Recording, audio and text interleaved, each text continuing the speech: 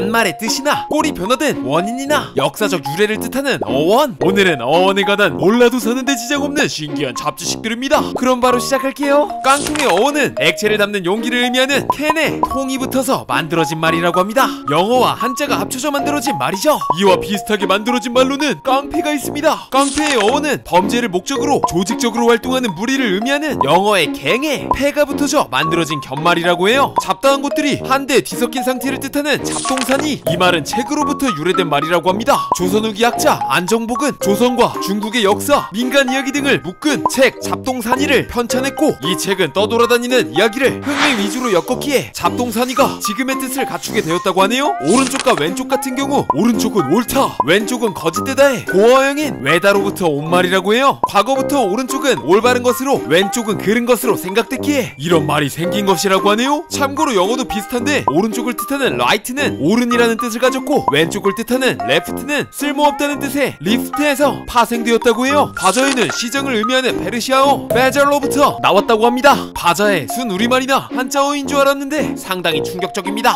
아양을 떤다 할 때의 아양은 아얌이라는 조선시대 여성들이 착용하던 방한모로부터 나왔다고 해요. 아얌엔 댕기처럼 널쩍하고 긴 아얌 드림이 달려있었는데 여자아이가 이를 쓰고 머리를 흔들면 이게 흔들리게 되었고, 그 모습이 귀엽고 예뻐서 아얌을 떠는 게 귀염을 받으려고 하는 행동이라는 의미가 된 것이라고 하네요. 돌팔이는 돌다 더하기 팔다가 합쳐진 말로써 여기저기 떠돌아다니며 의술을 시술하거나 구술해주는 사람들을 의미하는 말이었다고 해요. 하지만 이런 사람들에게는 AS를 기대할 수 없으며 만약 수틀리면 재빨리 도망가기에 현재의 부정적인 의미가 붙게 된 것이라고 합니다. 공부라는 단어는 보통 학문을 배워 익히는 일을 뜻합니다. 하지만 공부라는 단어를 한자로 살펴보면 장인 공자와 지아비 부자를 쓰죠. 직역하자면 장인 남편인데 왜 이런 말이 학문을 배워 익히는 일을 뜻하는 말이 되었을까요? 이는 사실 불교에서 불도를 열심히 닦는다 라는 뜻을 의미하는 주공부에서 유래된 말이라고 해요. 한마디로 공부란 참선에 진력하는 것을 뜻한다고 할 수 있죠. 신기함을 뜻하는 신박하다라는 말은 생각 외로 신조어라고 합니다. 이는 게임 와우에서 나온 말로써 게임 내 기사 클래스를 바퀴라고 부르다, 기자를 박으로 치환하는 것이 유행이 되었고, 신기하다 라는 말이 신박하다가 된 것이라고 해요. 근데 이게 SNS 등지에서 많이 사용되기 시작하면서 원래 있던 단어처럼 쓰이게 된 것이라고 하네요. 욕으로 쓰이고 나는 등신이라는 말은 병신이라는 말의 변형처럼 보이지만 사실 전혀 다른 뜻을 가지고 있다고 해요. 쇠나 돌, 풀, 나무, 흙 등으로 만든 사람의 형상을 뜻하며 이것은 일종의 모형이기에 아무것도 못한다는 뜻을 가지게 되었고, 후에 어리석은 사람을 뜻하게 된 것이라고 하네요. 어떤 문제의 핵심을 지적한다는 뜻의 정곡을 찌르다. 재미있게도 정곡이란 말은 활쏘기로부터 나온 말이라고 합니다. 사격이나 양궁의 관역 한가운데를 뜻한다고 하죠. 터무니없다라는 말은 털을 잡은 흔적이 없다 로부터 나온 말로써 근거가 없다는 뜻을 가지게 된 것이라고 하며, 점잖다라는 말은 젊지 않다라는 뜻으로 젊지 않음으로 경박하지 않다 라는 의미를 가진 것이라고 하네요. 타인 몰래 주머니나 가방 등을 열어 안에 있는 물건을 훔치는 행위 소매치기, 이는 옛날 사람들이 입고 다니던 도포로부터 나온 말입니다. 조선시대 도포의 옷소매는 품이 넓고 길어 이 안에 돈이나 귀중한 물건 등을 넣어 다닐 수 있었다고 합니다. 그리고 이 옷소매 안에 있는 돈이나 물건을 훔치는 행위를 보고 소매치기라는 말이 나온 것이라고 해요. 어른이라는 말은 얼우다 라는 단어로부터 기원되었는데, 어루다라는 말은 남자와 여자가 몸을 합친다는 뜻이라고 하네요. 오늘은 여기까지. 우리가 당연하게 써왔던 말들의 기원을 찾아보니 상상치도 못한 이야기들이 많이 나온 것 같습니다.